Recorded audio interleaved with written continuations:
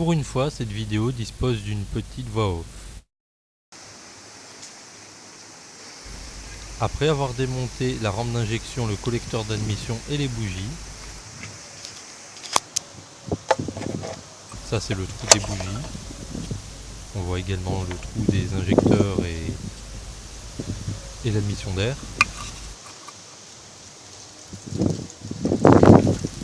Vous pouvez vidanger le circuit de refroidissement.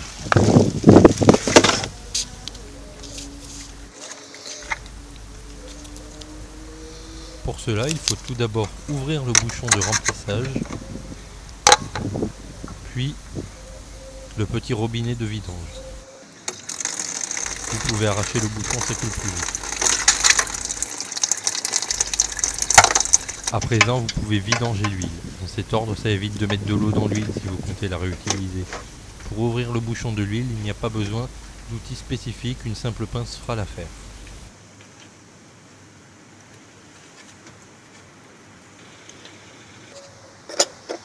Pour démonter tous les accessoires fixés sur la culasse, il vous faudra des outils en taille 10.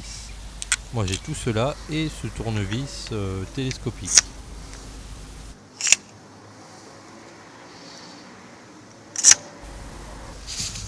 Attention, ces petites prises ont un crochet métallique très énervant à retirer.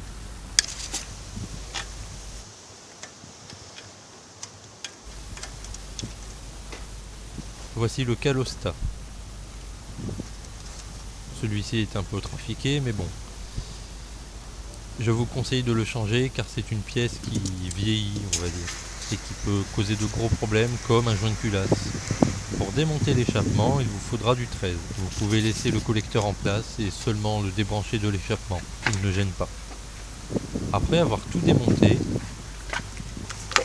vous pouvez démonter la courroie de distribution si vous ne l'avez pas fait. Ces vis-là sont spéciales, donc ne les perdez pas.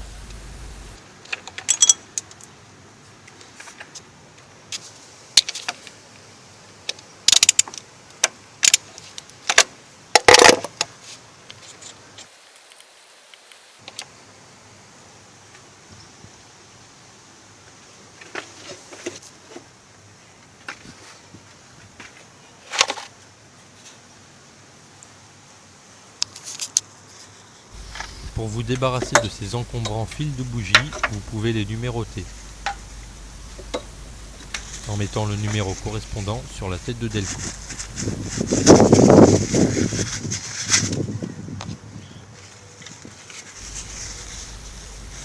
Voilà, comme ça. Faites ça au blanco et pas à l'indélébile bleu. Pour enlever le reste du cache de la courroie de distribution, il faut enlever les courroies d'accessoires. Sur ce véhicule, il y en a deux, une pour l'alternateur et une pour la direction assistée.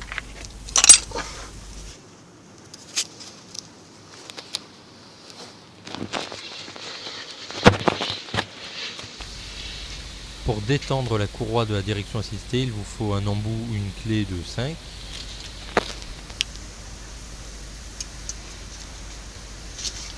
Et pour desserrer le tendeur, il faut du 6.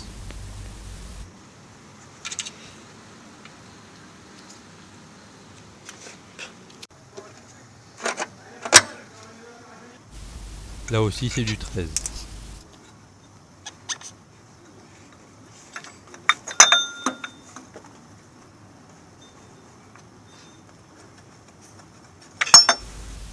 À présent, vous pouvez finir de démonter le cache de la courroie de distribution.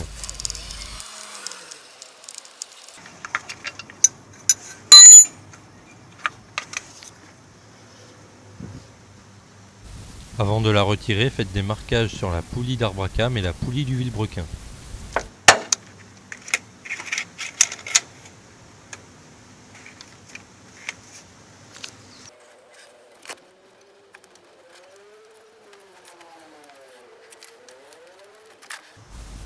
À présent, vous pouvez enlever le cache culbuteur.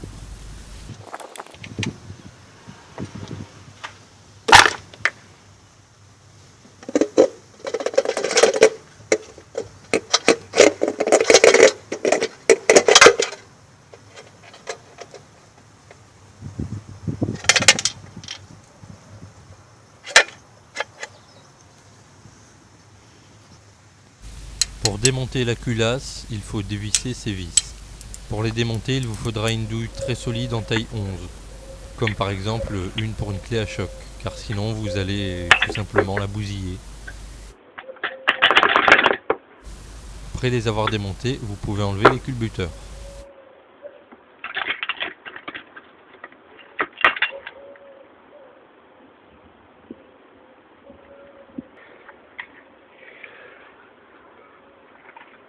Vérifiez une dernière fois qu'il n'y ait rien qui retienne la culasse avant de l'enlever.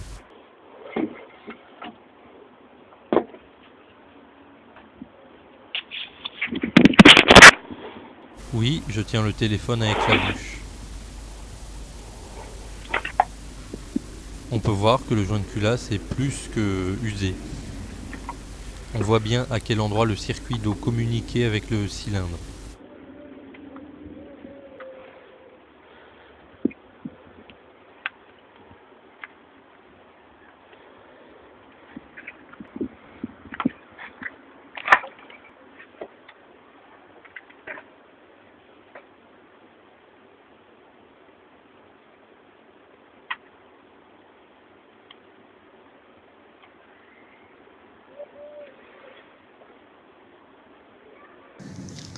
De retour à la maison, on peut autopsier le joint de culasse.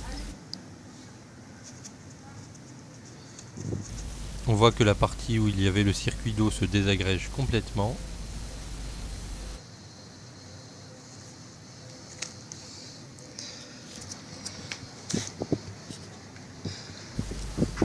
Et on voit bien à quel endroit le circuit d'eau fuyait dans le piston.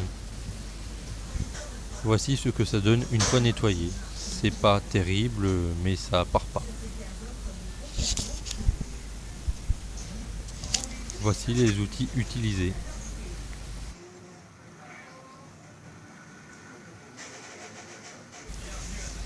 Maintenant, je vais tester l'étanchéité des soupapes.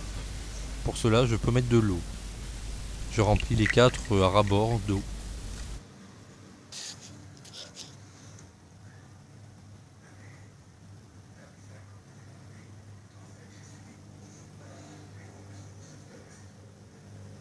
Une dizaine d'heures plus tard, je regarde le niveau.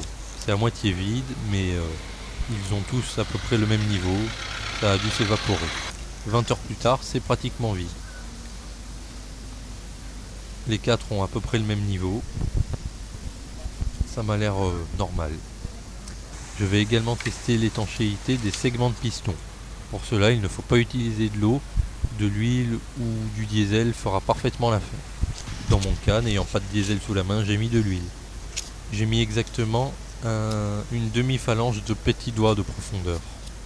C'est pas très précis, mais ça fait l'affaire.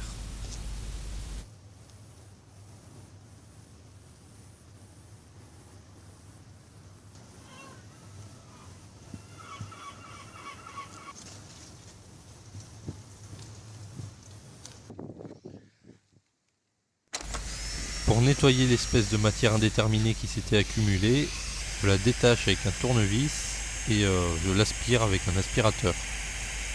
C'est relativement fastidieux.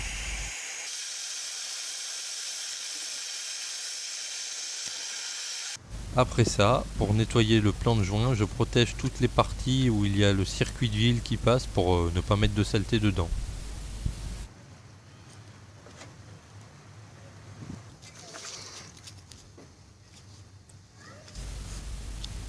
Après avoir nettoyé le plus gros, j'enlève les protections du circuit d'huile.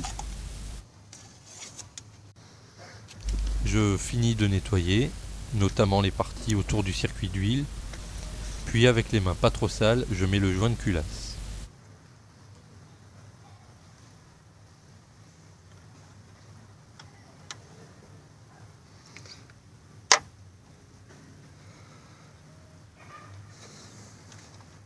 Après avoir remis la culasse, vérifiez bien qu'elle soit au contact du joint de culasse tout autour.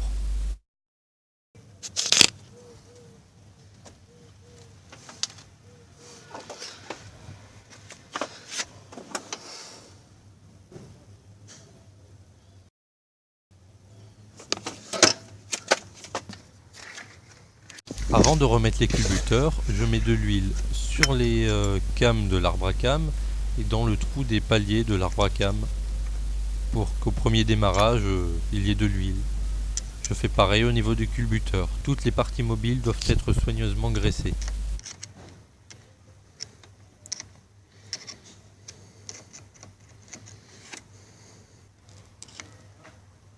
Ouais, c'est un peu long. Maintenant, vous pouvez reporter le tracé de l'ancienne courroie de distribution sur la nouvelle, puis replacer la nouvelle. Après avoir replacé et légèrement tendu la nouvelle courroie de distribution, vous pouvez voir qu'il ne s'adapte pas parfaitement, c'est tout à fait normal.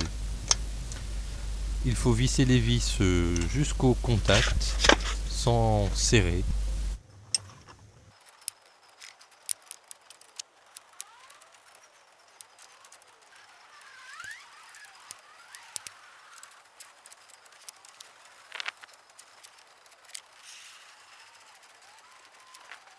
Si comme moi vous n'avez pas l'outil adapté,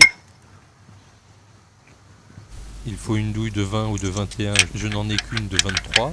Vous pouvez utiliser un petit bout de ferraille pour combler l'espace, ça fait parfaitement l'affaire.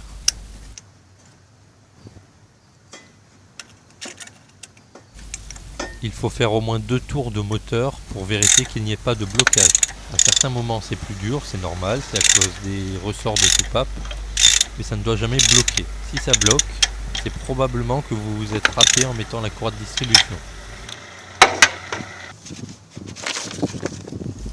Pour le serrage des vis, vous pouvez vous référer à cette feuille, elle est en description. Après cela, il faut régler l'espacement entre les soupapes et les culbuteurs. Il doit être le même partout.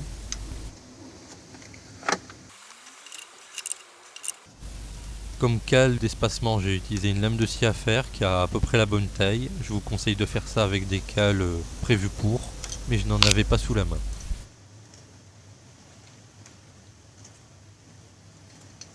Pour le régler, il faut desserrer l'écrou, comme ça, puis revisser la vis à l'aide d'un tournevis plat jusqu'au contact, puis resserrer l'écrou en tenant la vis. Après avoir réglé les 8, vous pouvez remettre cette plaque de tôle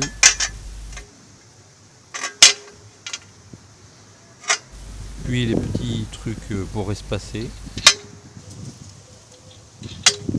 puis pour finir le cache culbuteur. Ne faites pas comme moi, faites ça avant d'avoir remonté le collecteur d'admission et la moitié des accessoires, c'est plus pratique.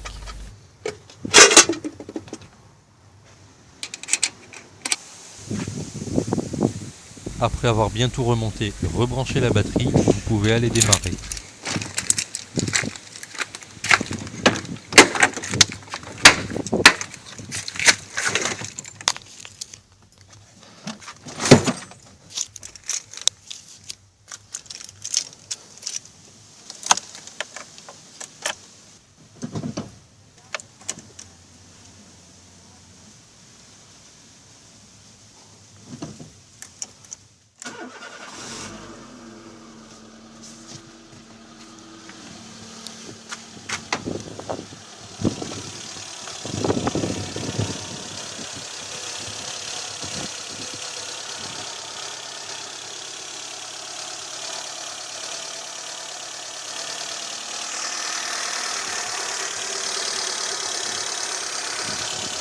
Vérifiez qu'il n'y ait aucune fuite au niveau d'un tuyau, des injecteurs ou autre. S'il y a de la fumée qui s'échappe au niveau de l'échappement, c'est normal, c'est probablement de l'huile ou de la graisse qui s'évapore.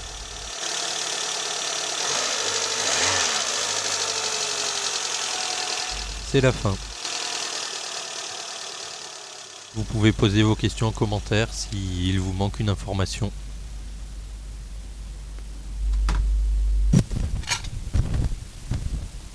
Eh ben purée, c'est pas évident de faire une voix off.